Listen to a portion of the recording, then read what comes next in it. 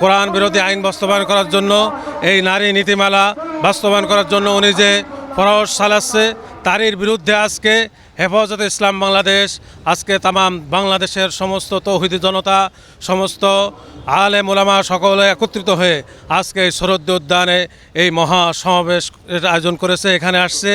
আজকে সমাবেশে আমাদের মূলত যে দাবিটা, প্রধান দাবি হচ্ছে নারী সংস্কার কমিশনেরা তারা দাবি জানিয়েছেন, এই দাবিটা সম্পূর্ণ কোরআন বিরোধী, ইসলাম বিরোধী। তো আজকের এই সমাবেশ থেকে একটাই দাবি থাকবে যে যারা এই দাবিগুলো জানিয়েছেন যেন দাবিগুলো সুন্দরভাবে প্রত্যাখ্যান করা হয়। এখানে দাবি করা হয়েছে বহুত্ববাদের উপর কি বিশ্বাস স্থাপন করা, এটা হতে পারে না।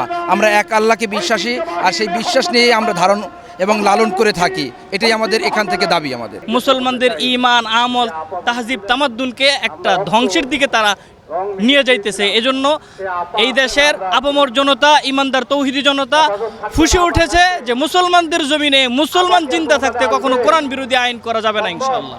আমরা ডক্টর ইউনূস সাহেবের কাছে আমরা সমস্ত বাংলাদেশবাসী এবং ইমানদার ব্যক্তিরা যারা আছি সকলেই আমরা একটাই দাবি, নারী নীতি চলবে না।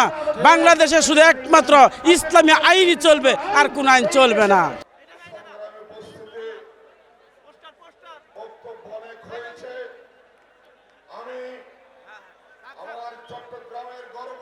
কারাগারে বন্দী করে রেখেছেন, অতি শীঘ্রই তাদেরকে মুক্তি দান করতে হবে।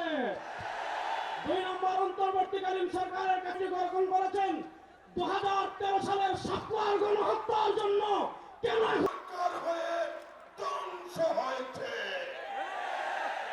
আপনি যদি কোরআন সুন্নাহ বিরোধী কোন আইন পাস করতে যান, বাংলাদেশের ওলামায়ে কেরাম গরিবি করা হচ্ছে, আমাদেরকে ঝুলিয়ে রাখা হচ্ছে। আগামী 1 বছরের মধ্যে প্রত্যাহার করতে হবে। সাথে সাথে নাহমাদুহু ওয়া নুসাল্লি আলা রাসূলিহিল কারীম, আম্মা বাদ। আমরা জুলাই বিপ্লবে রক্তের মাধ্যমে আমরা এই দেশকে নতুন করে স্বাধীন করেছি। যদি এই নারী কমিশন বাতিল করেন, এই অপচেষ্টা থেকে ফিরে না আসা হয়,